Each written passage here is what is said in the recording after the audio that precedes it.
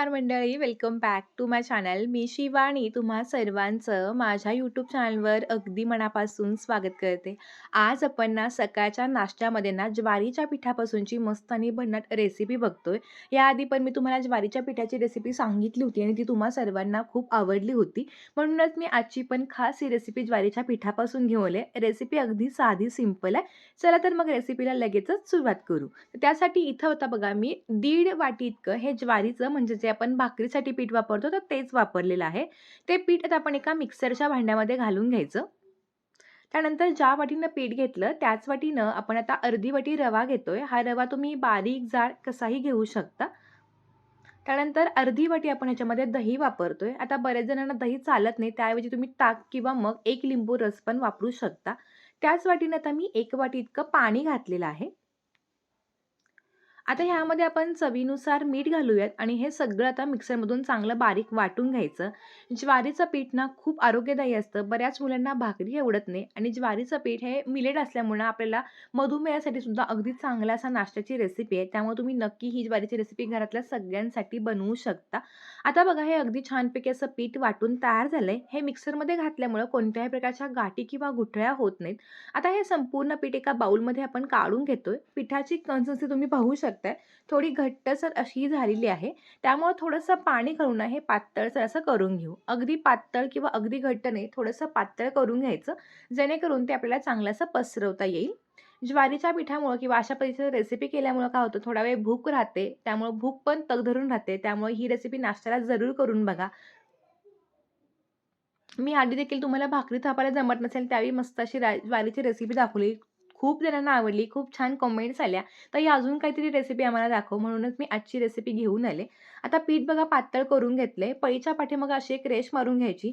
दोन्ही रेषा अजिबात एकमेकांना मिसळत नाहीत. अशा पद्धतीने आपण हे पीठ करून घ्यायचं आहे. जास्त घट्टही नाहीये आणि जास्त पातळही नाहीये. आता ह्यामध्ये रवा घातलाय त्यामुळे हे पीठ आपण 10 मिनिटं साईडला ठेवू. तोपर्यंत एक चटणी बनवू. त्यासाठी इथे बघा मिक्सरच्या भांड्यामध्ये मी अर्धी वाटी इतकं ओल्या खोबऱ्याचे काप घेतले. पाव वाटी पण इथं भाजलेले शेंगदाणे साल काढून घेतले. अर्धा इंच आल्याचे काप घातले. त्यानंतर 2 ते 3 हिरव्या मिरच्या. लहान मुलं जर खाणार असतील तुम्ही मिरचीचं प्रमाण थोडंसं कमी घालू शकता. त्यानंतर ह्यामध्ये आपण चवीनुसार मीठ आणि थोडंसं पाणी घालून ही चटणी चांगली अशी बारीक अशी वाटून घेणार आहोत. अगदी झटकीपट ही चटणी तयार होते. शेंगदाण्याच्या ऐवजी तुम्ही तर फुटाणे डाळ पण वापरू शकता. तर चटणी बघा आता संपूर्ण अशी बारीक वाटून घेतलेली आहे. अगदी मस्त अशी पांढरी शुभ्र चटणी तयार आहे. ही चटणी एका वाटीमध्ये काढून घेतली. आता ह्याला फोडणी देऊ. एका कढल्यामध्ये मी 1 चमचा तेल गरम केलं. त्यामध्ये आता आपण 1 चमचा उडीद डाळ, अर्धा चमचा मोहरी, 5 ते 6 कढीपत्त्याची पानं घातली. ही फोडणी सगळी चांगली तडतडून घेतली आणि त्यानंतर गरमागरम फोडणी आपण चटणीवरती घातली. तुम्ही ही चटणी ना विदाऊट फोडणीची पण बनवू शकता. मात्र चटणीमुळं मस्त अशी चव येते. आता मुलांसाठी ना अजून एक छान असा ऑप्शन आहे हेल्दी असा. तर हा डिझायनोचा ना व्हीट पास्ता आहे. हा जो पास्ता आहे हा 100% गव्हापासून बनलेला आहे आणि यामध्ये कोणतेही कलर किंवा कोणतेही प्रिझर्व्हेटिव्ह वापरले नाहीयेत. मुलांना जर काहीतरी हेल्दी खायचं आहे तर मैद्यापेक्षा हा ऑप्शन नक्कीच बेटर आहे. जर तुम्हाला पण हा डिझायनरचा पास्ता ऑर्डर करायची असेल, तर ह्याची लिंक मी तुम्हाला खाली देते. त्यावरती क्लिक करून तुम्ही हा जो पास्ता आहे तो नक्की ऑर्डर करू शकता. जेणेकरून मुलांचा तुम्ही हट्टही पुरवू शकता आणि हा पास्ता ना अगदी चवीला भन्नाट लागतो. मी माझ्या घरी जेव्हा हा पास्ता ऑर्डर करत असतो, तेव्हा नेहमी मी डिझायनरचाच पास्ता ऑर्डर करते आणि माझ्या घरी तो सगळ्यांना खूप म्हणजे खूप आवडला आहे. तुम्हाला पण नक्की आवडेल. त्यामुळे तुम्ही जरूर मुलांसाठी हा हेल्दी ऑप्शन नक्की चूज करू शकता. तुम्हाला पण जर ऑर्डर करायची असेल तर लिंक तर मी खाली दिलेलीच आहे आणि ऑर्डर केल्यानंतर तुम्हाला पण आजचा प्रॉडक्ट कसा वाटला हे मला कमेंट करून सांगायला विसरू नका. जेणेकरून मला कळेल की मी रेकमेंड केलेले प्रॉडक्ट्स तुम्हाला आवडतायत का? तर मी हा पास्ता घरी बनवून बघितला आणि मला तो खूप आवडला. त्यामुळे तुम्ही पण जरूर हा पास्ता नक्की बनवा. आता त्यानंतर जे पीठ बघा आपण छानपैकी असं 10 मिनिटं रेस्ट करून घेतलं. रवा चांगला भिजला गेलाय. आता ह्यामध्ये ना आपण पाव चमचा इतका खायचा सोडा घालूयात. कारण रेसिपी जी आहे ती आपली इन्स्टंट आहे. सोडा पूर्णपणे ऑप्शनल आहे. तुम्हाला हवं असेल तर घाला, नाहीतर तुम्ही स्किप पण करू शकता. हे सगळं बघा चांगलं असं मिक्स करून घेतलं. खायचा सोडा घातल्यानंतर 5 ते 7 मिनिटं हे पीठ सगळं असं एकसारखं फेटून घ्यायचं. म्हणजे जो सोडा आहे तो पूर्णपणे पिठामध्ये मिक्स केला जातो. आता हे सगळं बघा छानपैकी पीठ तयार झालंय, तर आता आपण पटकन रेसिपी बनवू. तर त्यासाठी इथे गॅसवरती एक मी तवा ठेवला. तवा चांगला कडकडीत तापवून घ्यायचा. गॅस मध्यम करायचा. पाण्याचे हबकारे मारायचे आणि त्यानंतर एका कॉटनच्या कपड्यानं हे पाण्याचे हबकारे पुसून घ्यायचे. ही रेसिपी करताना गॅस मात्र मध्यम ठेवायचा आणि त्यानंतर आपण जे पीठ तयार करून घेतलंय, त्यातला पळी भरून बटर आपण तव्यावरती घालून हा छान असा डोसा पातळ कुरकुरीत होईपर्यंत पसरवून घ्यायचा. तर आज आपण ज्वारीचा हेल्दी, पातळ, कुरकुरीत असा पेपर डोसा बनवतोय. आपण वेगवेगळ्या रेसिपी ज्वारीच्या पिठाच्या तर बनवल्याच, पण हा कुरकुरीत डोसा तर अगदी अप्रतिम लागतो. आता डोसा सगळा पसरवून घेतल्यानंतर गॅस मोठा करायचा आणि आपण हा डोसा पिठाचा बनवलाय. त्यामुळे वरची बाजू ना ती कोरडी पडते. त्यामुळे आपण ना थोडंसं वरून तेल किंवा तूप किंवा बटर जे काही तुम्हाला आवडतं ते तुम्ही वरून स्प्रेड करू शकता. ह्यामुळे ना हा डोसा खायला खूप जास्त मस्त लागतो. अजिबात तो पिठाळ किंवा कोरडा वाटत नाही.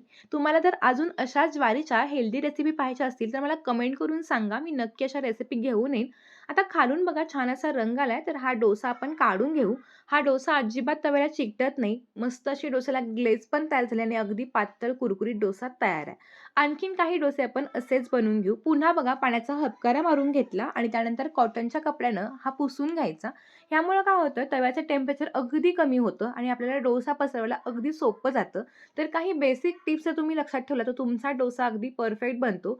मी सांगितलेल्या प्रमाणात अगदी साधारणपणे 12 ते 13 डोसे तयार होतात. त्यामुळे तुम्ही नाश्त्याला नक्कीच ही रेसिपी बनवू शकता. मला खात्री आहे तुम्हाला हे डोसे नक्की आवडतील आणि तुम्ही ही रेसिपी करून पाहिल्यानंतर कसे झाले हे तर मला कमेंटमधून सांगा आणि ह्याचे फोटोज तुम्ही मला Instagramला पाठवू शकता. जेणेकरून मला कळेल की तुम्ही रेसिपी किती छान बनवली आहे ते.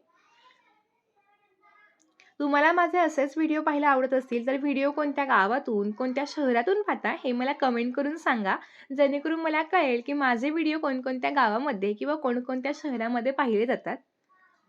आता बघा छान असा डोस्याला मस्त रंग आलेला आहे.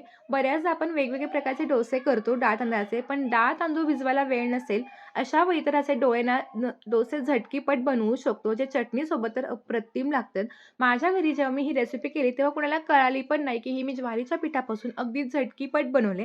त्यामुळे तुम्ही पण ही जरूर रेसिपी बनवा आणि आवडली असेल तर नक्की मला सांगायला विसरू नका. हा डोसा बघा अगदी पातळ आणि त्यासोबत जी चटणी बनवली ती पण खूप सुंदर बनते.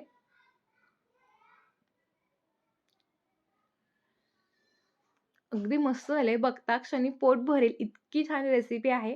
तुम्हाला जर आजचा व्हिडिओ आवडला असेल, तर हा व्हिडिओ तुम्ही तुमच्या नातेवाईकांमध्ये किंवा फ्रेंड सर्कलमध्ये देखील जरूर शेअर करू शकता. जेणेकरून त्यांना देखील अशा छान हेल्दी रेसिपीज पाहता येतील.